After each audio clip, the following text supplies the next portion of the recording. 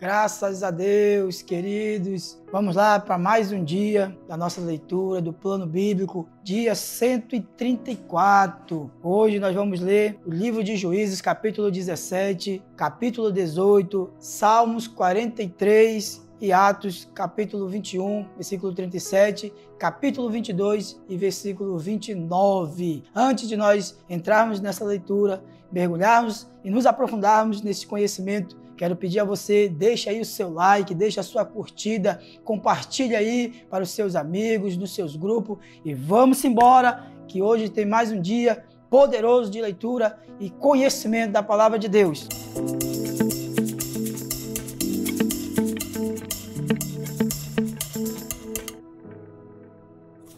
E no capítulo 17 do livro de Juízes, ele vai falar a respeito de um homem chamado Mica. Este homem chamado Mica, ele fabricava ídolos, né? Vamos dizer que é estátuas, hoje conhecida assim, feita de ouro, de prata. Ele constrói na época uma de prata, você vai ver aí dentro dessa leitura. E na época também que foi escrito esse capítulo, não existia reis, né, para governar o povo, para instruir o povo, para direcionar o povo. Então, vamos dizer que naquela época, cada um fazia conforme cabia na sua cabeça, conforme o seu pensamento dizia que era correto. Então, eles não tinham aí um direcionamento, mas eles já conheciam que teriam que servir somente um Deus, que só existia um Deus, que era o Deus vivo e todo-poderoso. Então, nós também vamos falar a respeito de um jovem de Judá. Ele passa por a cidade onde mora este homem chamado Mica, e aí ele é resgatado por ele. Ele se chama Levi, e ele resgata-o para trabalhar com ele na sua loja, lá na fabricação dos ídolos. Só que Levi, ele é, vamos que dizer, da parte de Deus, né? Ele adora o Deus vivo, ele veio da tribo, né? Então ele ia agora ser resgatado para fazer parte e adorar outros deuses. E aí quando você estiver lendo, você vai ver que aí este homem Mica separa Levi para se tornar sacerdote ali dentro da sua loja. E aí você sabe que quando se torna um sacerdote, tem o colete sacerdotal, e aí é um homem responsável para trazer e transmitir aquilo que Deus fala para o povo. Então foi para isso que ele separou Levi. E aí o capítulo 17 ele finaliza relatando que Mica, dentro desse recrutamento que estava ali, Levi passando, que era da tribo de Judá, fica com eles para estar ali cuidando da loja e fabricando ídolos. No capítulo 18, vem passando 5 homens da tribo de Dan, uma outra tribo que estariam ali para espionar uma terra chamada Laís. E antes dele chegar nessa terra, eles chegam nessa cidade e entram nessa loja onde está Levi. E eles percebem ali Levi com o sacerdote. E eles conhecem, porque eles também conhecem como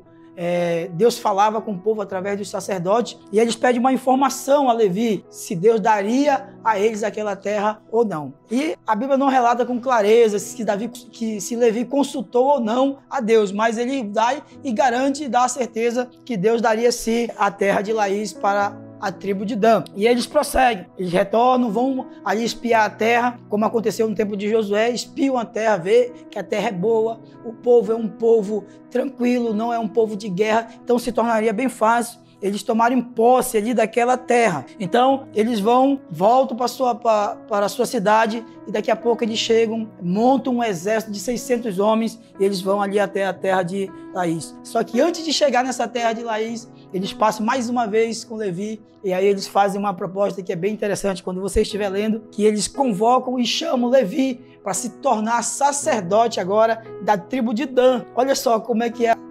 Ele foi chamado por Mica para se tornar um sacerdote dentro da loja dos ídolos e agora a tribo de Dan está passando ali com aqueles homens e pergunta dele se ele não quer ser agora o sacerdote da tribo. E ainda usa uma fala assim, o que é melhor, ser sacerdote dentro de uma loja de um só homem ou de uma tribo de várias pessoas? E aí Levi, ele fica bem empolgado e ele segue com a tribo de Dan. E você vai perceber também na leitura que lá na frente vai Deus dar a vitória para a tribo de Dan. Eles se apossam da terra e mudam o nome da cidade de Laís agora e eles colocam como Dan, o nome da tribo. E aí nós vamos agora entrar no Salmo 43. Salmo 43, aqui nós vamos ver o salmista fazendo uma oração de súplica ao Senhor, aquela oração de angústia, aquela oração de socorro, aquele pedido de urgência, me socorre, Senhor, me salva. E aí eu vou ler para você aqui o finalzinho desse versículo do capítulo 5, porque eu acho que você já ouviu esse louvor. Eles fizeram um louvor com o final desse versículo aqui do Salmo, que diz assim, o versículo 5.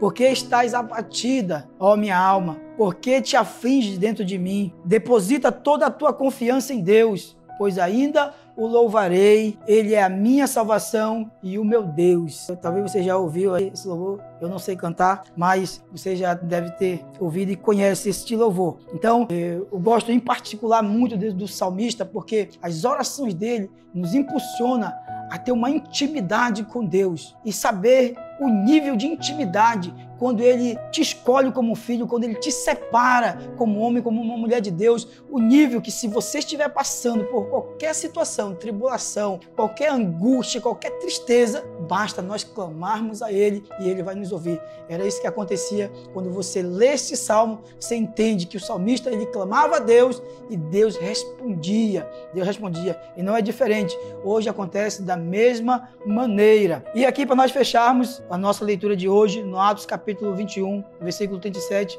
fala da oportunidade que Paulo tem para falar com a multidão. Você vai perceber, é bem 5 versículos, bem curtinho, que ele, se você tem que entender mais um pouquinho da leitura passada, que você já leu, que Paulo foi preso, ele estava sendo agredido ali por uma multidão de gente. Então aquele homem pega ele, o soldado, leva ele preso, e foi difícil de tirar do meio da multidão. E quando ele vai subindo a escada para ser levado para o cárcere, ele pede uma oportunidade para falar de Jesus, mesmo sendo apedrejado, mesmo sofrendo ali agressões, ainda assim ele queria falar de Jesus. E para fecharmos a leitura, capítulo 22, do versículo 29, fala que quando Paulo foi levado diante dos sacerdotes do Sinédrio para ser interrogado, ali Paulo é reconhecido como um cidadão romano, vamos se dizer que da mesma família, então não poderia prender alguém da própria família, da própria cidade, sem ter uma acusação concreta. E era isso que estava acontecendo com Paulo. Ele só tinha sido acusado de algo e que não era ruim. Ele estava pregando o evangelho e as pessoas não gostavam porque diziam que ele estava falando de uma outra religião. Então, nós finalizamos por aqui hoje a nossa leitura. Eu peço que você continue perseverando, continue nessa leitura, continue obtendo esse conhecimento de Deus. E eu creio que você vai crescer muito, muito, muito. Então, não deixe de compartilhar esse vídeo, não esqueça de dar o seu like, divulgue em todas as suas redes sociais, nos ajude aí a alcançar outras vidas, em nome de Jesus. Que Deus te abençoe. Até a próxima, em nome de Jesus.